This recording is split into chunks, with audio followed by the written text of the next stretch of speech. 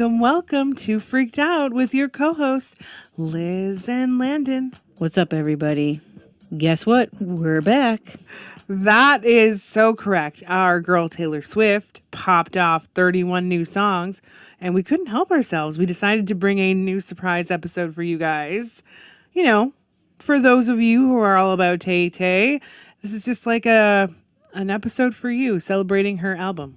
We definitely can't drop 31 episodes in such a short time. Can you imagine? That would be insane.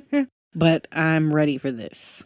Well, welcome back, freaky folks. You're listening to Freaked Out, the podcast, where we dig deep into the most unsettling stories from the glitz to the glam, downright to the eerie. And I'm your host, Liz. And I'm Landon. Today we're setting the scene in the roaring 20s and early 30s, where Hollywood was as much about scandal and tragedy as it was about its starlets and silver screens. That's right, Landon. And who better to epitomize the highs and lows of Tinseltown than the it girl herself, Clara Bow. The life of Clara Bow is a roller coaster that would leave the best of us freaked out. From her rise to stardom to her mysterious and somewhat tragic end, today's episode is a deep dive into the life of a woman who captured hearts and then vanished from the spotlight almost as quickly as she had appeared. If you guys have yet to listen to the Tortured Poets Department album, I highly recommend it. It is one hell of a roller coaster. It'll make you feel things you didn't even know you can feel. You know, even if you're tucked away in a comfortable relationship. It reminds me of my past and also helps you heal through those wounds, in my opinion. And she also decided to make a song about her and Clara Bow, which is basically, you know, a mirror to her own life, or at least that's what she sees. I definitely agree. In my opinion, you know, it seems like she's foreshadowing her just falling off the face of the earth, or at least at the time wanting to fall off the face of the earth and not doing any more, you know, work related to singing or music. And I really don't want that to happen to her. So I'm glad that towards the end of the album, there's some more lighthearted songs that see the change in her feelings. I agree. So Taylor, this one's for you. Clara Bow was born July 29th, 1905 in Brooklyn, New York, and was an American actress who rose to stardom in the silent film era of the 1920s and became a prominent symbol in the Roaring 20s.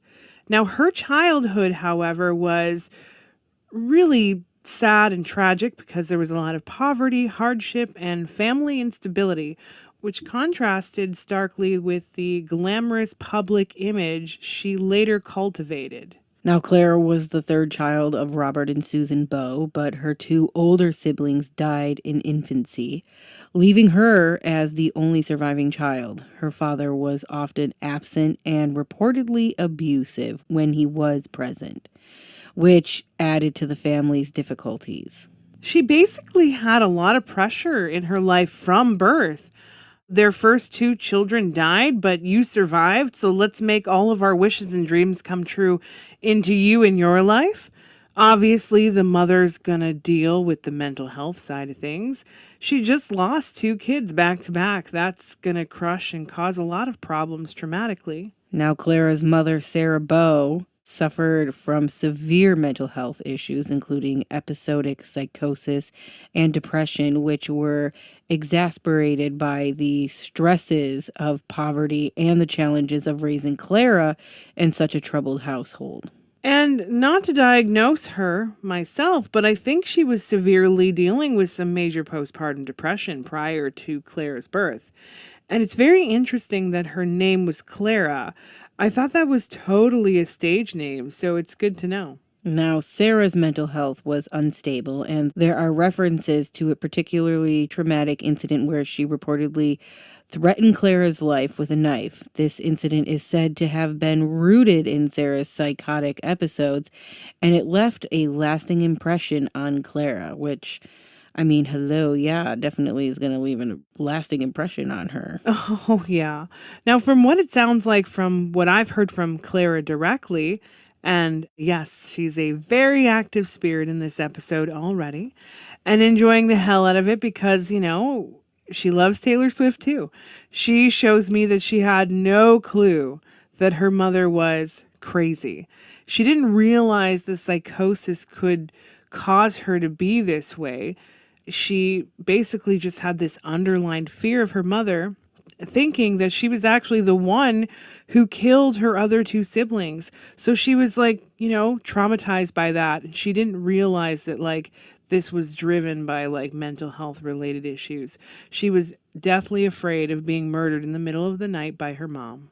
A few of us have had, that trauma in their life. The family's financial situation, though, meant that access to adequate mental health care was likely limited, if even available at all, which would have compounded the challenges they faced as well. Despite this hardship, Clara found an escape in motion pictures. She was actually developing a passion for cinema at a very young age.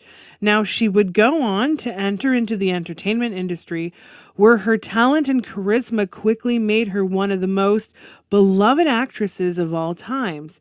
It's interesting because her and Judy Garland had that same energy. So I find it interesting because we just did Judy, and both of them had that passion very early on. Now, please note that the availability of detailed medical records or concrete diagnosis for Sarah Bow's mental health is very limited due to the time period and the private nature of such information. Most of what is known about her condition comes from historical accounts or biographies and Clara's own, mouth in later statements. Oh, yeah, I can imagine. I mean, 1905, and she was even older than Clara Bow. It's the kind of the beginning you'd expect to read in a Dickens novel, not the biography of one of the most iconic actresses of early cinema. Yet, Clara's story is a testament to the power of dreams and ruthlessness of reality. Against all odds, she actually entered into a magazine contest in 1921. Now, she shows me that she manifested the shit out of that. She put all of her inspiration into everything in regards to this contest, studied hard, worked her ass off, and made it happen.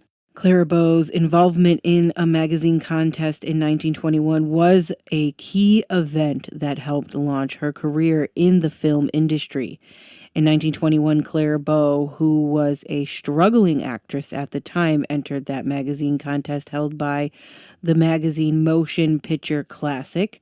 The contest was called the Fame and Fortune Contest, and the grand prize was a screen test with a major film studio. It wasn't even a guarantee that she would be able to get into the motion picture. It was just like she would have to win the screen test with the major film studio.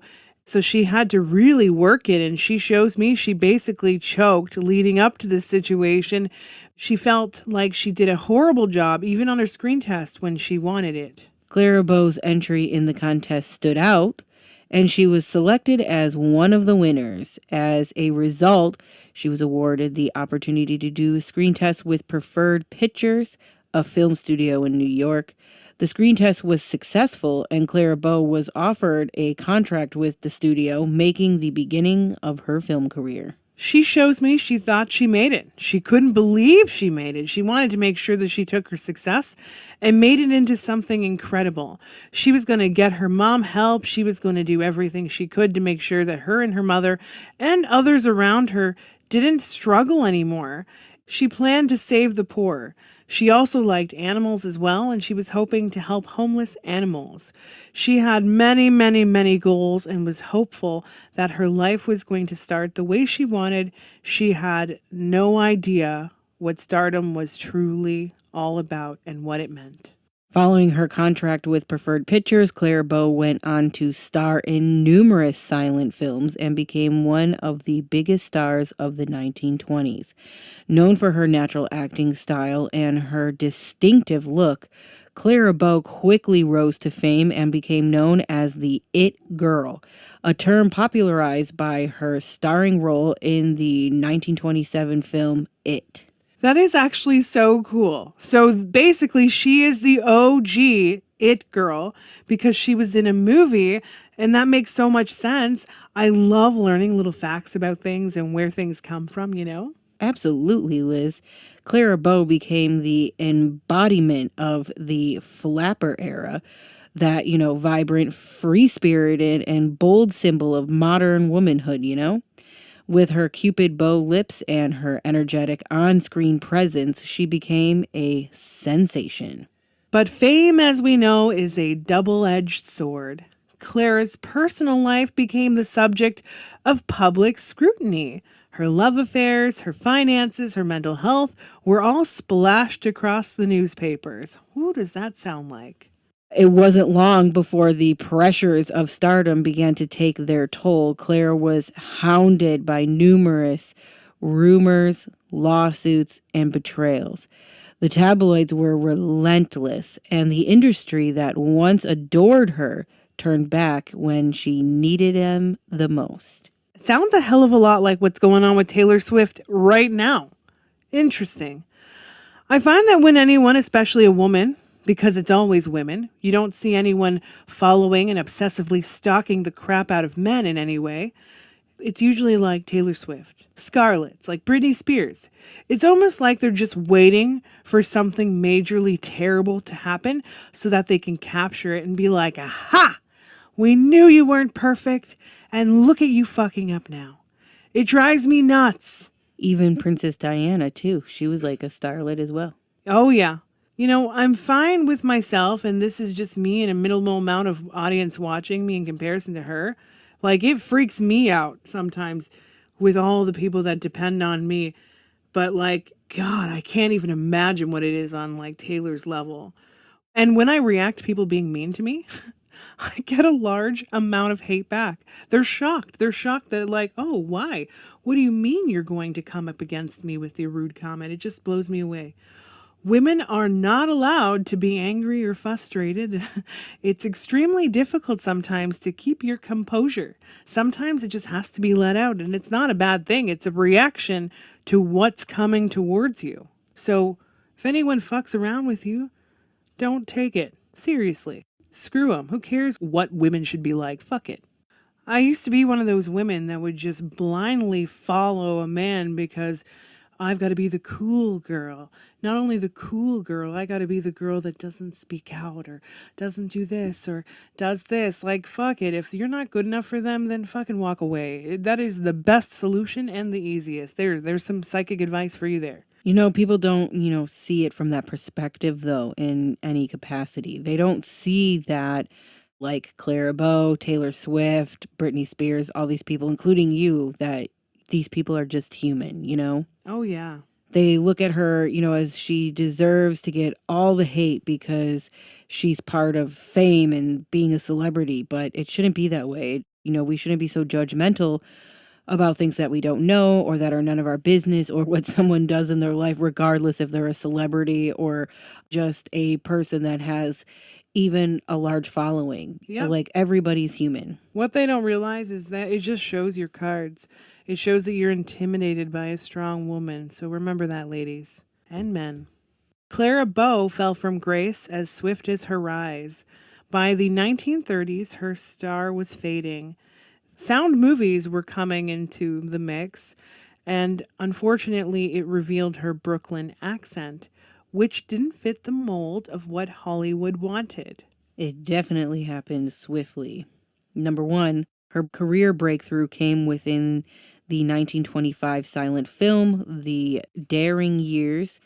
And number two, her most iconic role was in the 1927 silent film It, which led to her being dubbed the It Girl. The film was based on a story by Eleanor Glynn that introduced it as a quality of magnetic attraction.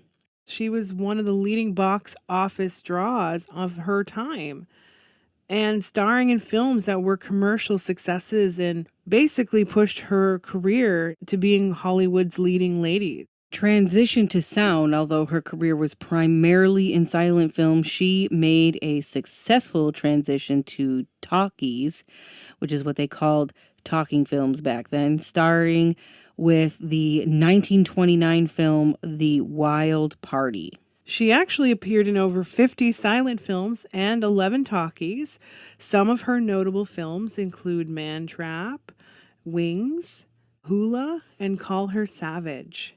Now, if that wasn't enough on its own, influence on fashion and culture, Bow had a significant influence on fashion and culture during the 1920s. Her flapper style, bobbed hair, and exuberant persona influenced the fashion trends and attitudes of young women of that time. She was so busy. She was doing so much at that point. She shows me she tried her absolute hardest to fit in, but she didn't fit in most of the times because, all of the blonde haired, blue eyed women were the ones who got all the roles. And they usually always would roll their eyes at her, never really welcomed her into Hollywood or any sort of fame or any location. She always felt like she was being talked about too. And this was before things started to take a turn for the worse. Now, despite her professional success, Clara Bow faced personal struggles, including mental health issues and troubles with the IRS, leading her to retire from acting in 1933. Now, Clara's life story marked by her rise from humble beginnings to stardom and her subsequent challenges. She had been a subject of various books and documentaries, further cementing her status as a Hollywood legend. Now, I'm sure it was the blonde hair, blue eyes women that were constantly rolling their eyes who were the ones who spread these numerous rumors in relation to her relationships. Clara Bow was known for her on-screen charisma and off-screen romances. However, it's important to handle such topics sensitively as they can be personal and speculative, especially given the era's lack of privacy for movie stars. And that's even to this day. Look at, again, Taylor Swift. It's even worse now. All of her romance and everything is plastered out there. Oh, yeah. A lot like Taylor, having relationships and everyone knowing who's in your life and also not finding the first person and marrying them, and not settling on garbage. People get so hateful about that. It's because her life is so public. There are many, many people that have relationships and they don't even want to admit to half of these relationships. And here we are collecting data for her. Absolutely. And Taylor may be blonde hair, blue eyed, but I have heard in the past that she has had pretty rough childhood as well. Like she was bullied, she was picked on, she didn't have a lot of friends. Yeah, I mean, she also didn't fit in because here she is, musically talented, probably a little quirky, and that just doesn't work. You have to be cool. Yeah, absolutely. She's still quirky to this day. Yeah, oh yeah, I agree. Below here is a list of some of her known romantic relationships. Now, this is based on historical accounts. Clara Bow had a relationship with an actor, Gilbert Rollin, in the mid-1920s. The two co-starred in the film The Plastic Age in 1925, and their on-screen chemistry led to an off-screen romance. They were engaged for a short period of time, but they eventually broke it off. She shows me it was a very interesting dynamic because while she was in the background with this Gilbert Roland, who only enjoyed the company of the leading ladies, he gave her a run, chasing her down heavily. She wasn't even interested in him, but finally she started to enjoy his company, and then soon as she gave him a little more attention, she found him with another woman. It's interesting that this woman was technically his affair on another set, but this woman is not in the media. She's going to release the name, though. She shows me this woman's name was Gwen Lee, who is also an actress and played in the role of Carl's girl. Next up, she was romantically linked to a director, Victor Fleming, who directed her in several films. This relationship was also around the mid-1920s. Fleming was known to have a strong influence on the careers of several actresses of this time. From what she gathers, he was also someone who had a wandering eye And he had multiple girlfriends at the same time. However, she did think that he did make some really great decisions when it came to her career, so she just allowed it until she felt like she didn't need him anymore. Number 3 being Gary Cooper. Now, Bow and actor Gary Cooper starred together in the film Children of Divorce in 1927. They had a brief affair, but it did not develop into a long-term relationship. Cooper was one of the many co-stars she was rumored to have been involved with. She was getting sick of being the girl that everyone would date and cheat on. She figured she'd give it a go and become a side piece herself.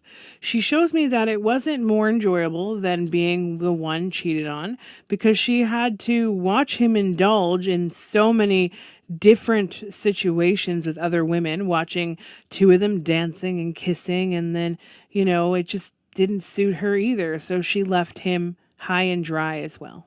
Number 4 being Harry Richman. She had a relationship with the singer and entertainer Harry Richman. Details about the relationship are not as well documented as some of the other romances, so not a lot of information here. Because for once, this relationship was actually behind closed doors, and she got to enjoy her relationship with Harry and learn who he was on a much deeper level. But she says that unfortunately, although he was incredibly talented, she says that's where it ended. She said although he was very handsome to look at, he was truly only good at one thing: singing. There was zero intellectual conversation and there was no immediate spark.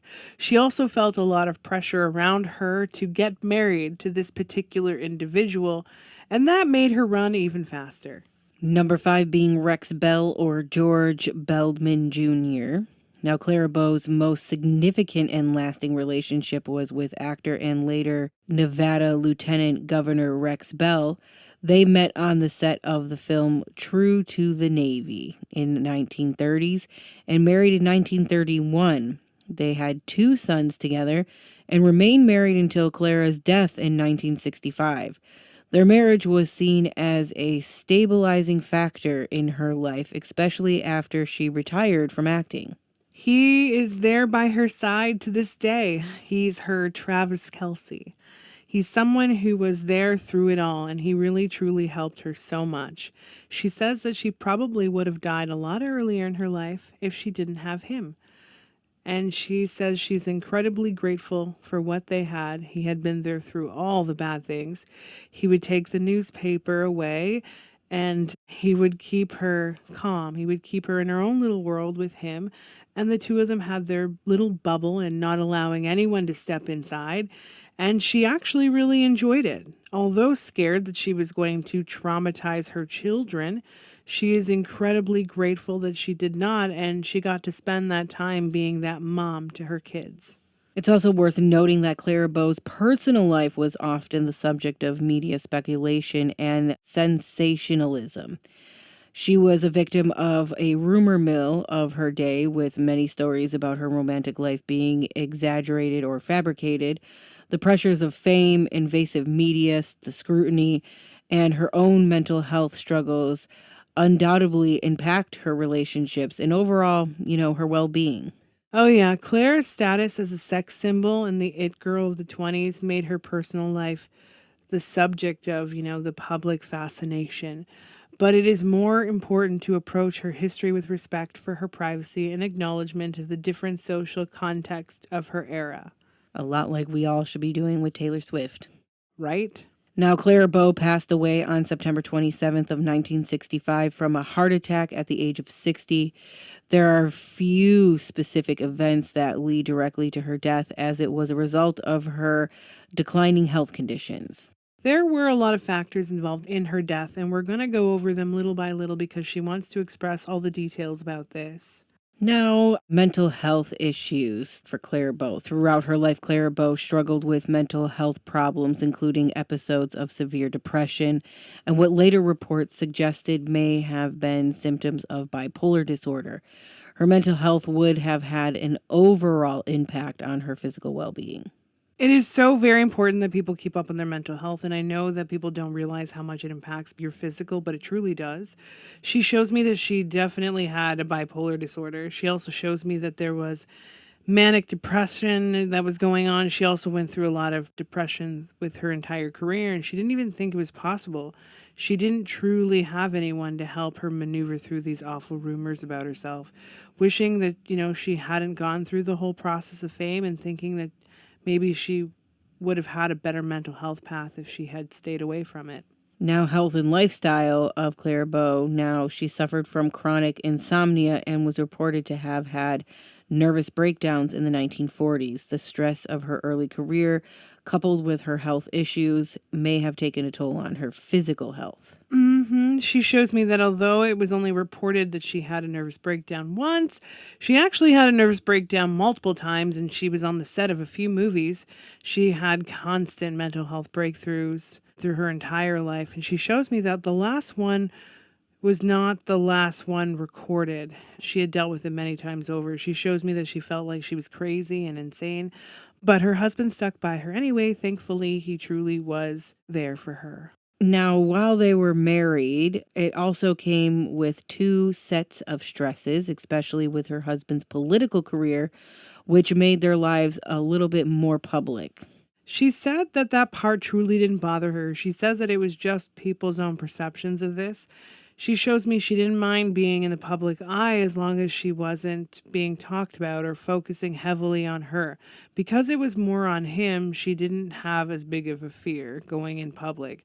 She did fight, though, because she was scared that people would be coming and taking pictures and writing more newspaper stuff about her, but it was pretty calm at that point. Now, her husband died in 1962, which deeply affected Clara. The loss of a spouse can have significant emotional and physical impacts on, the surviving partner. And she already had mental health issues, so I can't imagine what she was going through at that point. Yeah, sometimes when you lose your soulmate, it 1000% affects you. I have done readings on many, many people that have lost their significant partners and passed away, and soon after they usually die, and a big piece of them dies along with them the day that their partner dies, especially if it's a good relationship. And this relationship was perfect in her eyes, and she couldn't do it without him. He was literally her rock. At this point in her life, she certainly didn't care if she lasted a day, a month, a year. Now, Clara Bow died of a heart attack in Culver City, California. And a heart attack is often the result of underlying cardiovascular disease, which can be exacerbated by a range of factors, including stress, lifestyle choices, and genetic predispositions. But I think maybe she died of a broken heart. I would agree with you. She says that she wasn't too concerned about her health related issues with her heart. She shows me she just dealt with them and she didn't put much emphasis on it. Some of her life choices and the things she did was definitely a contributing factor. And I believe she may have smoked. She may have also been taking pills. She was definitely drinking alcohol, and she says that all these things contributed, but it didn't stop her from continuing to carry on anyway. She also says she didn't really give a shit back then. Now, in her final years, Clara Bow lived a very private life away from the public eye in Culver City, in the isolation and perhaps a lack of regular medical care could have contributed to the situation. And I'm sure there was warning signs of deteriorating health when it went unnoticed or even unaddressed because she was alone. Now, she's very stubborn. She does not believe the isolation affected her in death.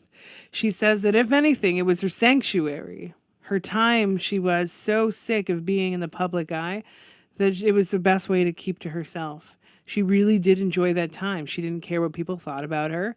She said that although her health was deteriorating and she knew it, she had no want or need or anything for that matter to fix or help her situation. She truly enjoyed the last little bit of her life, focusing on her and doing whatever she wanted whenever she wanted. That is basically what retirement is all about, she said.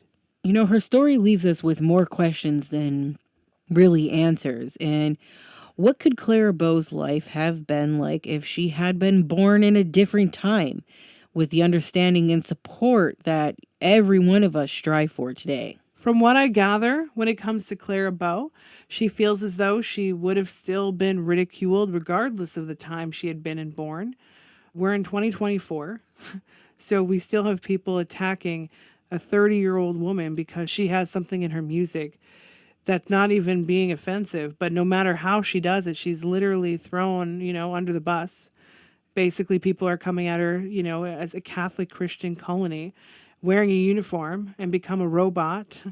That, they're still going to ridicule her regardless of what she does because it's just her doing it. It doesn't matter what she does. She will always be ridiculed. And from what Clara Bow shows me, she also would have received the same kind of hate. She shows me that there are so many men and women who would often giggle about her and make her feel awful about herself. People would come at her about her weight. Even though she was small, they would come for her hairstyle. They would come for the way she wore her makeup. She didn't care. They were going to make fun of her anyway because she stood out of the crowd and, they don't like unique looking people. She says there were so many times that she just wanted to write her feelings out. And she shows me that she had journals set aside. And I wonder if the family members have passed it along. I think they have. She said she couldn't have gotten through the hardship of what people were truly like back in the 20s. But she says that people 100 years later are still just as awful. We have not evolved as citizens, she believes. And there are some good people out there. Don't get me wrong, I agree with her as well. But the internet, she hates the internet. It's there just to hate people because they're miserable with their own lives. And I also agree with that. I also agree with that. Misery does love company and haters love to hate. And even in those moments, when we feel like we want to run away from it all or whatever, we remember that there are people out there that love us, people that care about us, people that support us and want to see us keep going. She does love the fashion, though. She really, really enjoys that aspect and the makeup. The makeup and the fashion, she feels like she was one of the first people to do that very iconic look, and she thinks she'd pull off the makeup. Anyway, Clara's legacy, however, lives on. She was a trailblazer, a symbol of the jazz age, an enduring figure in the history of film. And so, listeners, as we reflect on the life and death of Clara Bow, let's remember her not just as the scandals and the tragedy, but for the spirit and the joy she brought to the silver screen. And that's right, that's the real it factor. And it concludes our journey into the life of Clara Bow. We hope it's left you guys a little freaked out, but also a little inspired by the resilience of this human spirit. Well, thanks for tuning in to Freaked Out. Now, next week, we're going to be starting our first May episode. It's gonna be May. And we're all very excited for what is to come. Now, starting off the month, we will have Jack the Ripper Part 2. I don't know about you guys, but I feel like it's been too long since we did the first one. Way, way too long. Until next time, guys, stay